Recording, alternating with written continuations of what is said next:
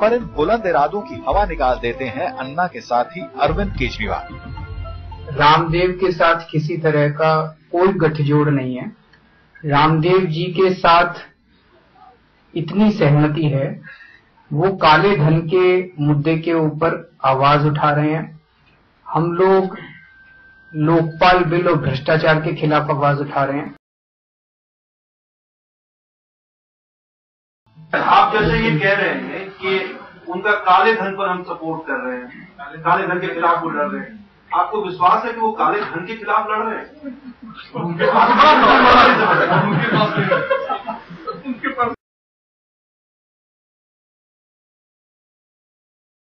अचानक कलमाडी ये कही कि वो आपके साथ खड़े होकर भ्रष्टाचार के खिलाफ नहीं करना चाहते हैं, तो क्या आपके साथ कलमाडी होगी? और क्या आप ये कह पाएंगे कि कलमाडी जी आप हमारे साथ आइए, लेकिन हम कॉमनवेल्थ गेम्स की बात हम उससे स्वागत है, बाकी आइए आपका स्वागत है। क्या व्यक्ति कोई मैटर नहीं करता? नहीं, बिल्कुल मैटर करता है।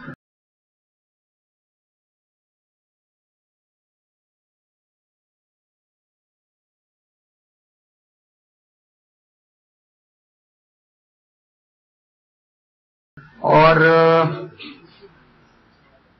कलवाड़ी के ऊपर आरोप हैं और रामदेव के ऊपर अभी बहुत सारे आरोप हैं।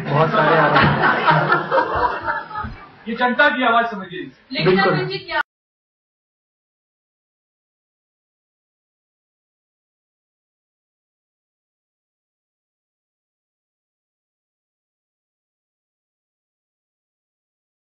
इसके लिए स्वामी जी जगह जगह जाकर एक रोज नया इतिहास रच रहे हैं।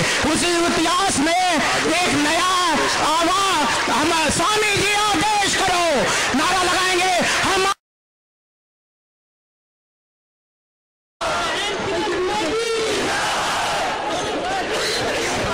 साथियों, आप सब लोगों की जानकारी के लिए बता दें कि अभी हम 370 पेज का सबूत पुलिस थाने में बाबा रामदेव जी के नेतृत्व में देके आ रहे हैं। कॉमनवेल्थ खेलों के भ्रष्टाचार के खिलाफ पुलिस में हम रिपोर्ट दर्ज करा के आ रहे हैं। तो आज इन सारी 18 स्पेसिफिक कंप्लेंट आज हम लोगों ने यहां पे दायर की है।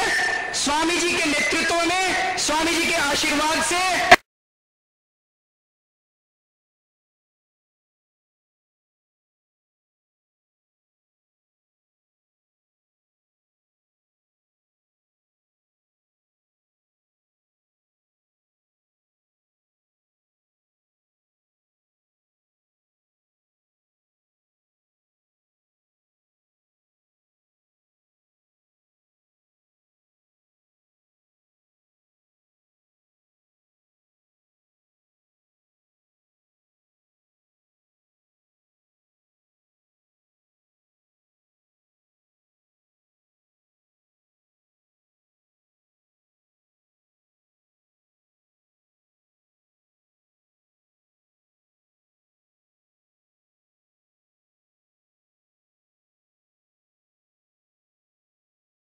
अपने फॉलोअर्स हैं। और अगर मुझे तो ये लगता है कि अगर जंतर मंतर पे शुरू से अगर बाबा रामदेव इस आंदोलन को अगर लीड किया होते तो 10 लाख से ज्यादा लोग आसानी से आज वो नेशनल हीरो हो जाते।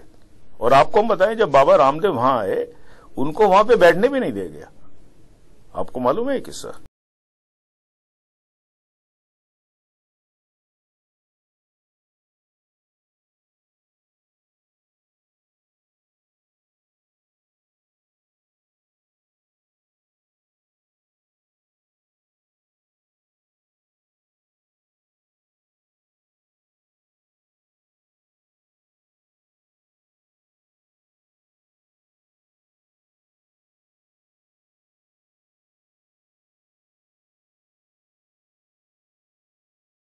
ये किसने, क्या कहानी हुई वहां? कहानी यहाँ पर ये हुई कि हमको अब जो कहानी पता लगी है, बड़ी अजीब कहानी पता आपने एक स्टोरी नहीं बताई कि बाबा रामदेव जब अन्ना हजारे के आंदोलन में गए तो उन्हें वहां पे बैठने नहीं दिया गया।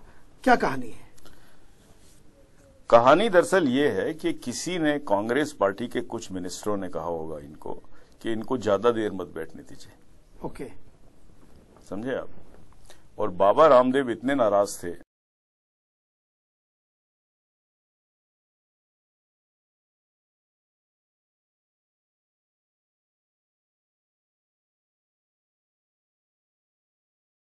जिस दिन पहले दिन पहुंचे हैं वहां पे अन्ना हजारे के अनशन पर, और हमको बुलाया नहीं गया, किसी ने ना, हमको किरण बेदी ने फोन किया, ना अरविंद केजरीवाल, किसी ने नहीं किया, हम खुद चले गए सवेरे सवेरे।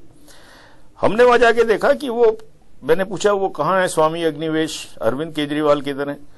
बोले साहब वो कपिल सिब्बल के ड्राइंग रूम में बैठे हुए हैं उसके घर पर।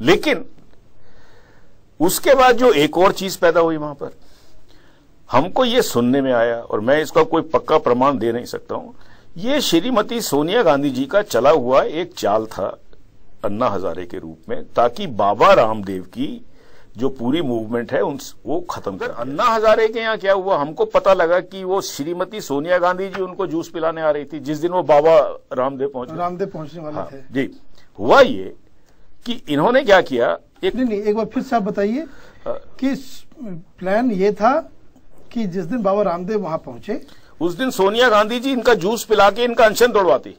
ये तो किसी को मालूम नहीं है। हम बता रहे हैं ना आपको, सुन लीजिए, हम बता रहे हैं आपको। हुआ दरअसल क्या, ये जो 3 बड़े बड़े टीवी चैनल थे, CNN IBN था, आपका हेडलाइंस टुडे भी था, थोड़ा आपका टाइम्स नाउ भी था, इनको कांग्रेस पार्टियों ने तैयार किया कि इसको एक ऐसा मूवमेंट वो टेलीविजन पे बना दो जैसे वो बच्चे आइसक्रीम खा रहे हैं, कैंडल चल रहे हैं। बाबा रामदेव की इतनी बड़ी रैली हुई, एक भी चैनल ने उसको कवर किसी ने नहीं किया। क्यों नहीं कवर किया? कांग्रेस उसको कवर नहीं होने देना चाहती थी, नहीं हुआ।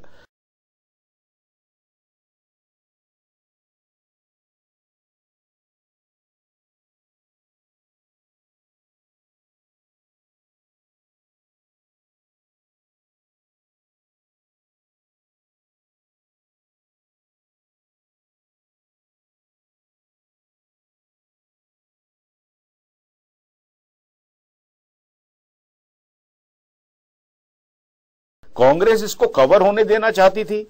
सडनली मिडिल क्लास को एक ऐसा लगा कि साहब ये तो पूरा एक, मतलब it was a mass movement. अच्छा, लेकिन इसके पीछे कांग्रेस के मैनेजर काम कर रहे थे।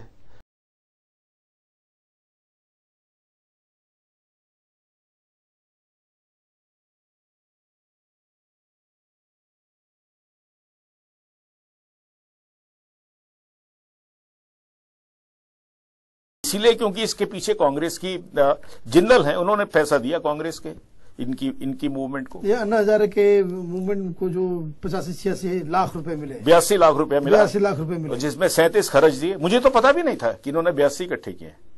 अरे अगर आपने 82 इकट्ठे किए हैं तो आप बता दीजिए लोगों को उसमें क्या है। 82 लाख रुपए हमने जमा किए हैं और इतना खर्चा हो रहा है, उसमें क्या है? उसमें कोई प्रॉब्लम नहीं है। आपने कभी भी अनाउंस नहीं किया।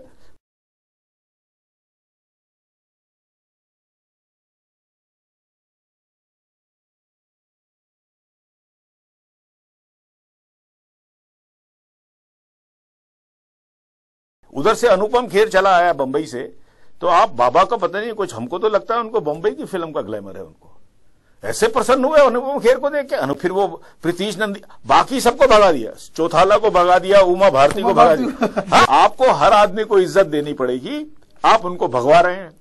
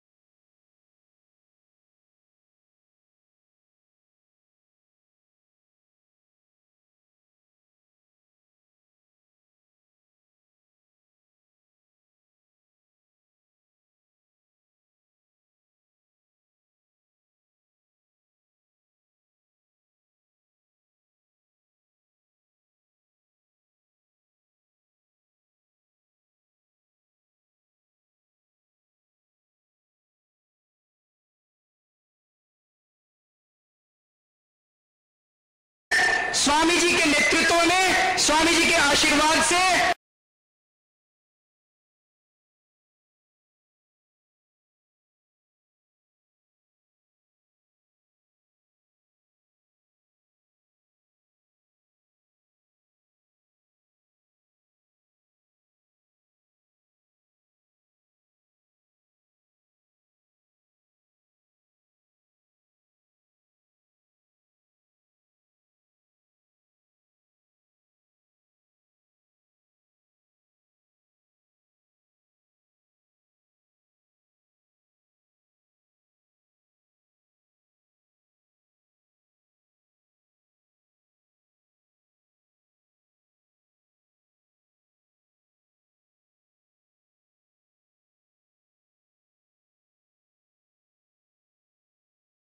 अन्ना हजारे से जो सबसे बड़ी समस्या हुई सारे उसके अंदर कि ये 4-5 लोग उनके ऊपर ऐसा कब्जा किए हुए बैठे थे, जिसमें स्वामी अग्निवेश, श्री अरविंद केजरीवाल, किरण बेदी और प्रशांत भूषण तो कम ही आते थे और शांति भूषण गायब थे।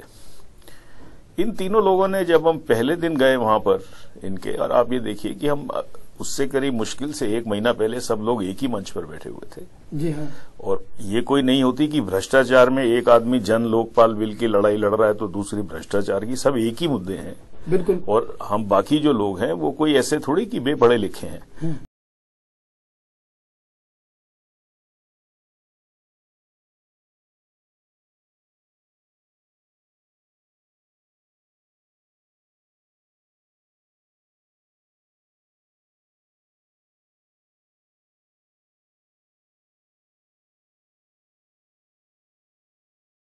है कि रामदेव उनके साथ आना चाहते हैं तो उनको 3 सवालों के जवाब देने होंगे।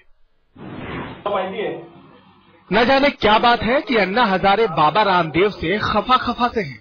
जब भी बात रामदेव की होती है, अन्ना किसी बहाने से पल्ला झाड़ने की कोशिश में लग जाते हैं। उनका ताजा बयान ये है कि उनके आंदोलन में रामदेव अगर आए तो जनता बनकर आए, मंच पर बैठने को नहीं मिलेगा।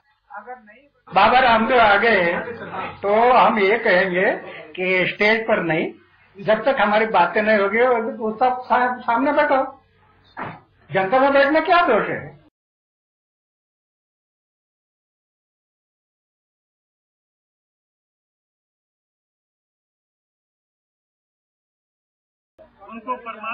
ये वही अन्ना है पिछले आंदोलन के दौरान जिनके मंच पर बाबा रामदेव बैठ चुके हैं।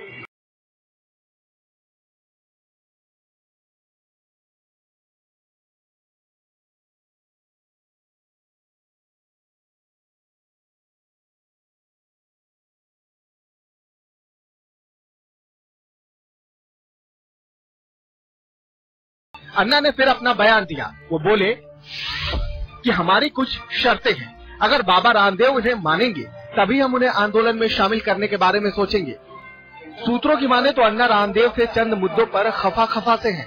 अन्ना बाबा रामदेव से जानना चाहते हैं कि 11,000 सैनिक तैयार करने वाले बयान का क्या मतलब है, उनके आरएसएस से रिश्ते क्या हैं और कैसे हैं, और उनकी धन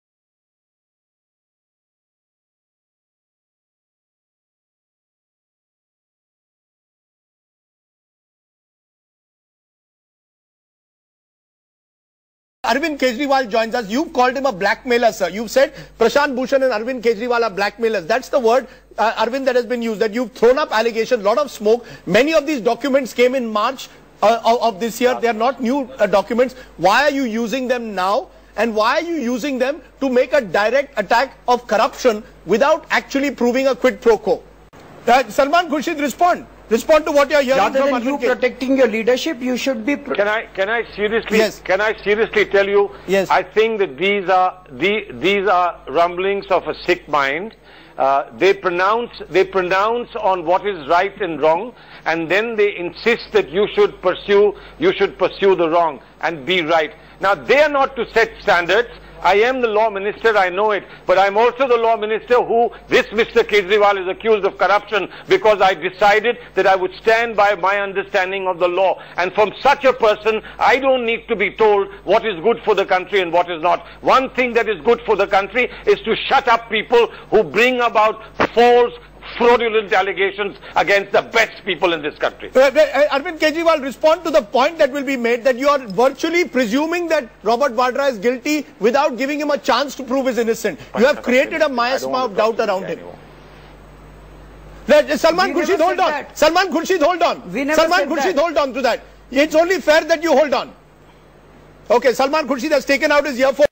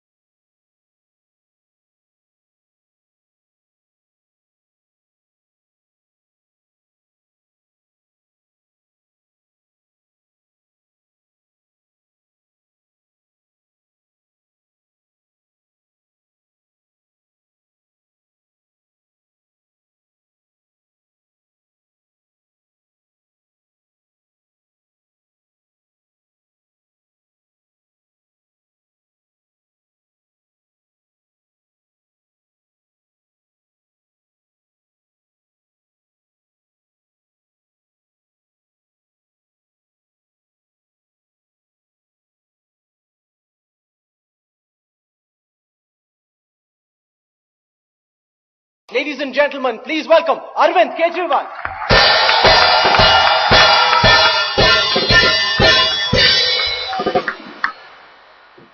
भारत माता की, भारत माता की, इनकलाब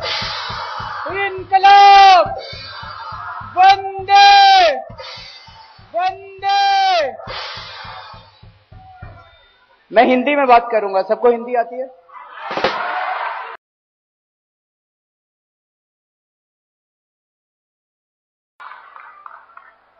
दोस्तों, पिछले 1.5 साल से अन्ना हजारे के नेतृत्व में सारे देश के लोग भ्रष्टाचार के खिलाफ जंग कर रहे हैं, भ्रष्टाचार के खिलाफ लड़ाई कर रहे हैं।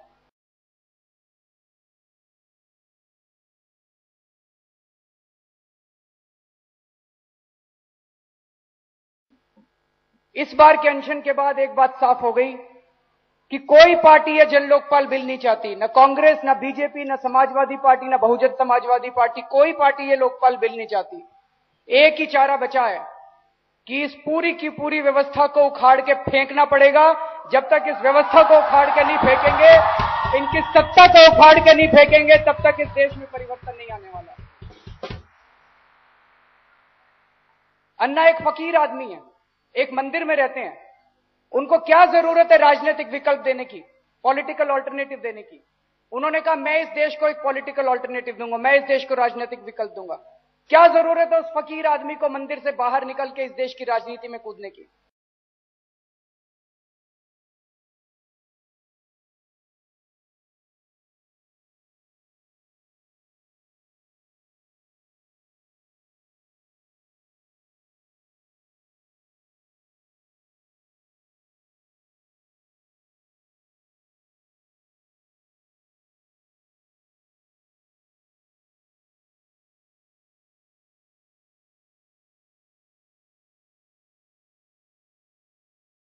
मैं आपसे पूछना चाहता हूं कि क्या कांग्रेस पार्टी इस देश को भविष्य दे सकती है? क्या कांग्रेस पार्टी इस देश को भ्रष्टाचार से मुक्ति दे सकती है? क्या बीजेपी इस देश को भ्रष्टाचार से मुक्ति दे सकती है?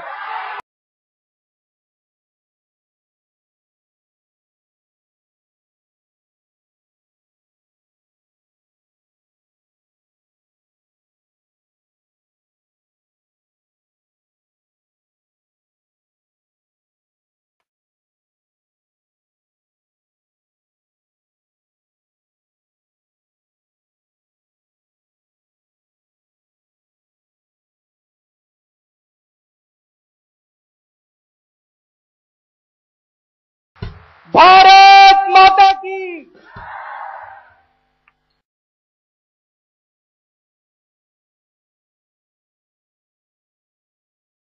संदीप जी बताइएगा अगर मैं झूठ बोल रहा हूं तो।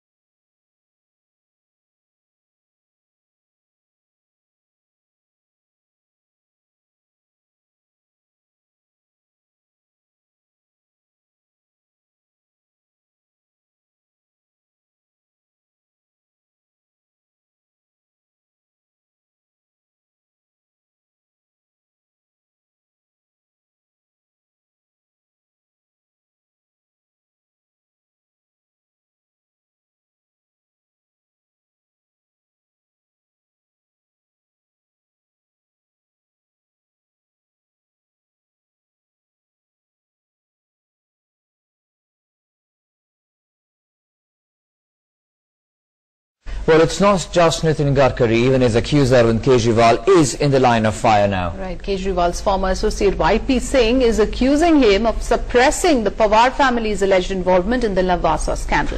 Singh, who is a former IPS officer of Maharashtra Cadre, says that the 20th of April 2009, a team that had Kejriwal made a report on the Lavasa scam. According to him, Kejriwal didn't expose Pawar or his daughter Supriya and nephew Ajit despite knowing that they were all involved. YP Singh, the police officer in question, is live with us. Let's just have a word with him. Mr. Singh, you're now saying that Arvind Kejriwal has misled you and the country to further his political ends and not come out with full facts against BJP President Nitin Gadkari. Can you prove your charges?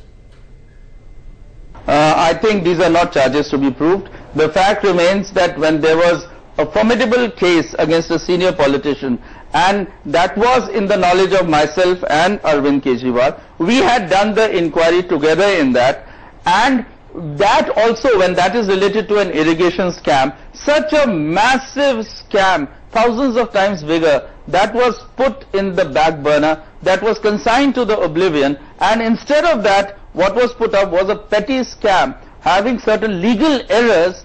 I think they certainly can never put forward a justification. It is for people to see whether the scam which I have exposed, is that not having a potency thousands of times bigger than the one which was exposed by Kejriwal. And it's ironical that this scam which I have exposed, Kejriwal himself was a part of that inquiry which I did along with him, and he chose not to go ahead. Now, what is the information which you feel has been suppressed by Arvind Kejriwal?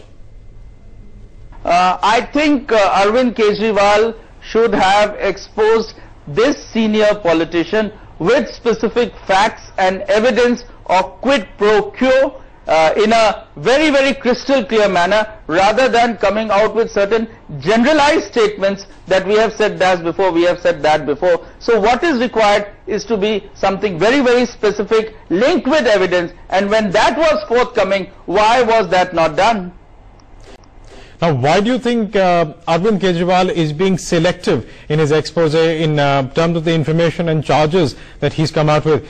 Is it just, you think, to further his political ends, or is there some other more sinister motive?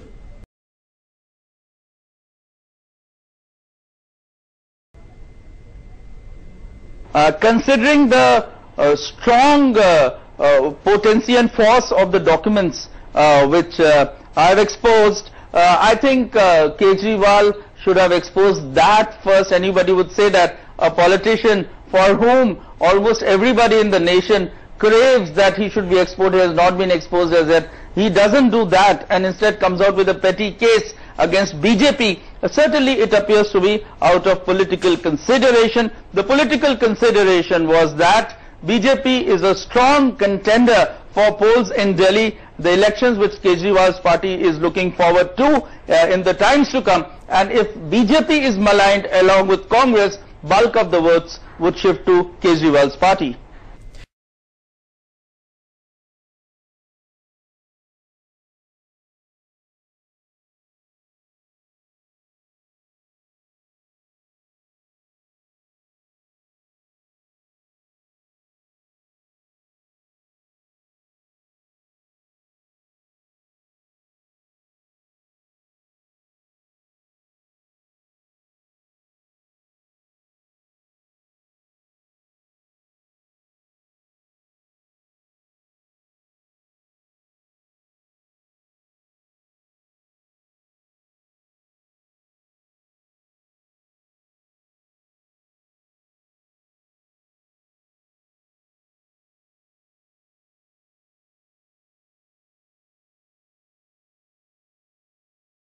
Arvind ji, देश में लोग इतने बेवकूफ नहीं हैं।